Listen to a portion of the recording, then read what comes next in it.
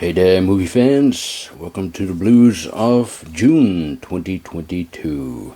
Starting off with, yet again, a package from Carlos. What can I say? These update videos are not complete without parcels from Carlos. So, let me read the letter first. Hi, Donnie. Another package that arrived at your place yet again. Let's hope that customs do not hold it and there's a fee to pay. Well, unfortunately, there was a fee to pay, but anyway. Here is another recently released collector's edition that deserves to be in any movie fan's collection. And also your Stinky Tuna editions that Gary, shout out to Gary, the Blu-ray addict, I'll put the link below, has helped you with. Thank you for that, Gary. Take care, speak soon, Carlos, Eastwood for Life fan, and thank you, Carlos, for helping me out yet again. What can I do without you, buddy? Let me show you the big one first, and that is Drive. Look at that, put out by Second Sight. Yeah, this is very nice, and that's the signature, by the way, of the director, Nicholas Winding Refn. Pretentious moron. Now look, I'm a fan of his work, but not of the man himself. I mean, directors who call their own films masterpieces, they really need to get their head examined. But anyway, let's take a quick look at the contents of this big boy. So here we have, the two discs, the Ultra HD Blu-ray and the regular Blu-ray. Hang on, it might fall down. A set of picture cards. This is the book by James Sallis on which the film is based. Yeah, very nice. And you got this very thick booklet. What can I call it? Just a book. Yeah, kind of a hardcover book with essays and stills, and also with storyboards. Hang on, let me show you that. And here it is. Some of the storyboards there. Yeah. That is very, very nice. Very, very nice edition here. And now for the Stinky Tuna titles. As you know, these are basically bootlegs of films that will never be officially released. Not physically, anyway. Dolomite Is My Name. Absolutely love this movie. It's Eddie Murphy's best movie since Metro, and his funniest movie since Coming to America. The first one, that is, not the shitty sequel. But, yep, Dolomite. Texas Chainsaw Massacre 2022. I thought it was great. I really do. I still don't understand the negativity it had received. I mean, sure, it has flaws, and the confrontation between Leatherface and Sally could have been better, but overall, I enjoyed the hell out of this movie. If I had to do a ranking of the Texas Chainsaw franchise, this would definitely be in my top 5, maybe even my top 3, who knows, but yeah. Gone in 60 Seconds. This is the original H.B. Halicki film from 1974. I already have it on Blu-ray and twice on DVD. But the reason why I got this bootleg is, well, you can see it here. Original dialogue, music, and effects are restored. The version that is on the official releases they have changed the audio track for whatever reason. Music cues have been replaced, and they have modified some of the dialogue and the sound effects. So this retro edition contains the original audio track. It also contains a bonus film, Deadline Auto Theft, again with restored audio track. Now this is a different version of Gone in 60 Seconds. Apparently Halicki was not happy with the 1974 film, so he made a few changes, and it's basically Gone in 60 Seconds, the director's cut. And the last Stinky Tuna Blu-ray is without a doubt the most controversial Disney movie ever made. Song of the South. Yeah. I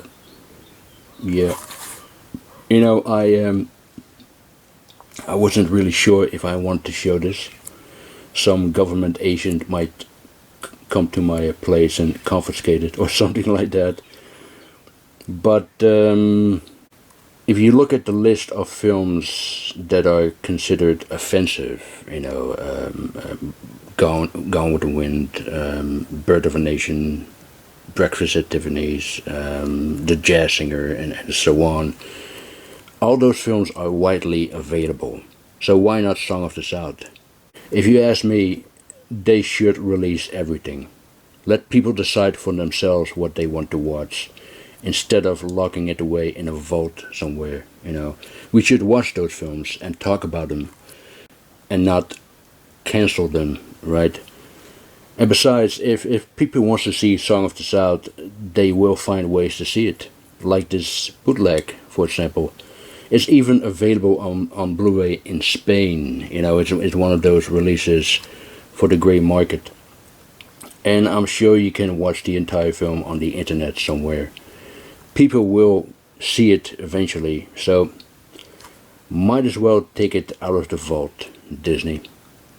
Now it says here, due to distribution and copyright differences that exist in various countries for Disney films, Song of the South entered public domain status in Japan in 2000, making Disney powerless from stopping it from being available to purchase worldwide.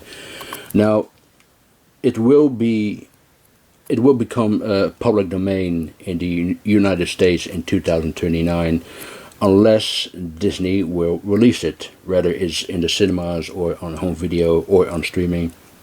And if they don't do that, they will lose all the copyright to this movie. But anyway, bootleg or not, I'm happy to have a physical copy of this notorious Disney classic in my collection. So, Carlos and Gary, thank you very much for your help. I picked up A Fistful of Dollars and for a few dollars more on 4K Ultra HD, and I now have the trilogy complete on 4K. And if they're going to put out Once Upon a Time in the West on 4K as well, I'd be a very happy man. Now, it says here at the back of for a few dollars more, the complete edit. I don't know what they mean by that exactly, but it's not the complete uncut version. There are two Blu-ray releases that has the uncut version.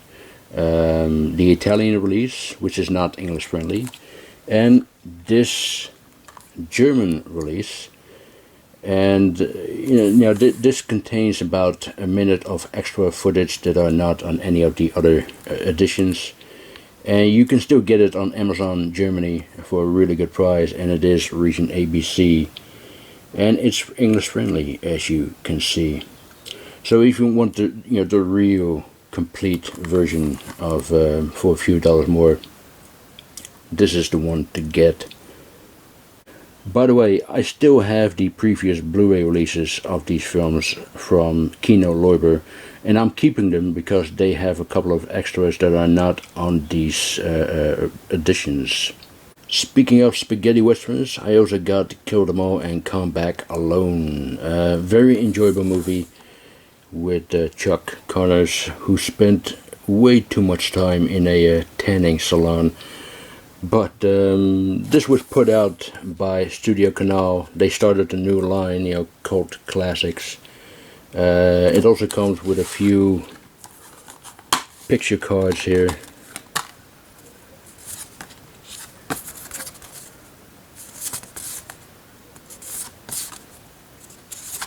Yeah, that is very nice. And the other two films they have released are Extreme Prejudice and High Crime, also directed by Enzo G. Castellari. Unfortunately, that one has the shorter cut, which is a real damn shame. So I picked up this German edition of High Crime, and yes, this is the Blu-ray, despite the DVD case. And this one does contain the uncut version. I managed to find a copy on eBay for a decent price, but yeah, it's a missed opportunity of Studio Canal UK. I mean, they could have included both versions on the Cult Classics release. That would have been very nice. And here I have Revolver by Sergio Salima, who directed 3 trilogies in the late 60s and early 70s. First he made 3 spy films, then 3 westerns, and after that 3 Eurocrime movies. Violent City was the first one, Devil in the Brain the second one. I still hope it will come out on Blu-ray very soon. And Revolver is number 3. And yeah, put out by Eureka. Also come with a nice booklet with an interesting essay by Howard Hughes, not the legendary aviating pioneer, of course. But yeah, the film was pretty good. Really good film. With fantastic performances by Fabio Testi and especially Oliver Reed. And I liked the ending very much. The ending was great.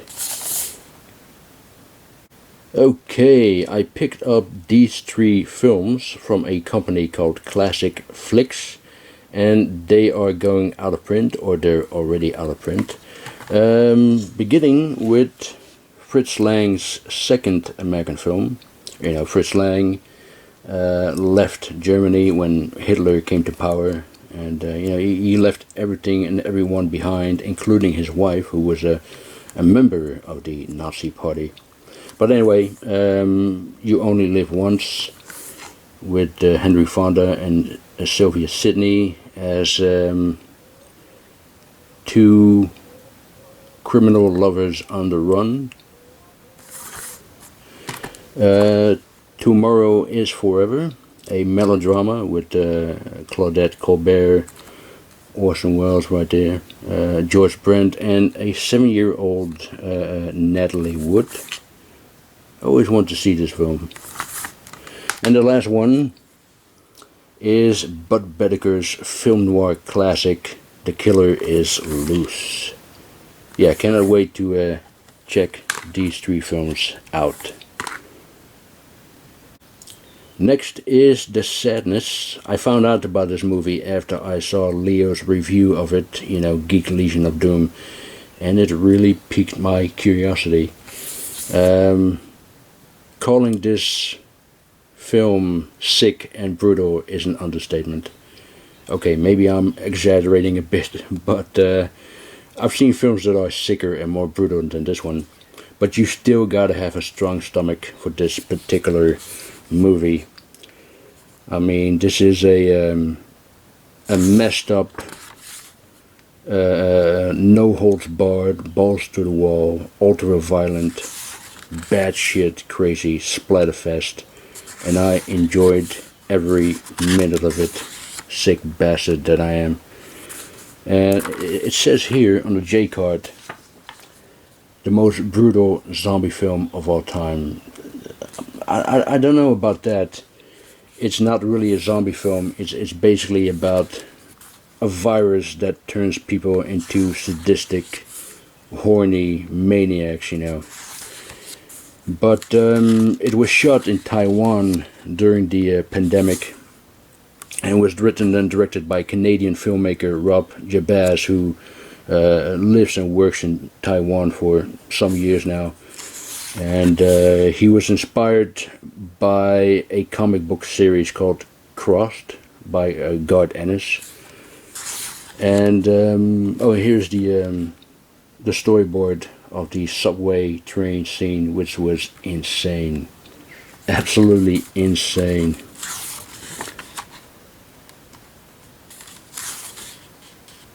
Yep. If you're a gore hound, you will definitely love it. And in the description below, you'll find a link to Leo's review of The Sadness. But yeah, I quite enjoy it.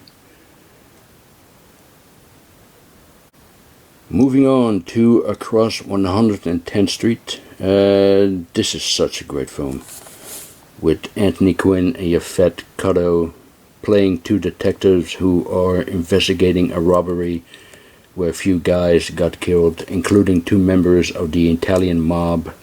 And of course the mob themselves are doing their own investigation and trying to get the money back that has been stolen from them. But it's a combination between two sub-genres that were very popular in the 1970s, blaxploitation and the mafia movie, with a dash of film noir added into the mix. And it's a golden combo, you know, it works really, really well. And this is a very nice release from Imprint.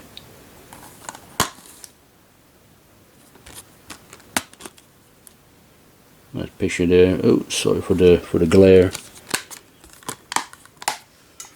Yeah, very, very nice.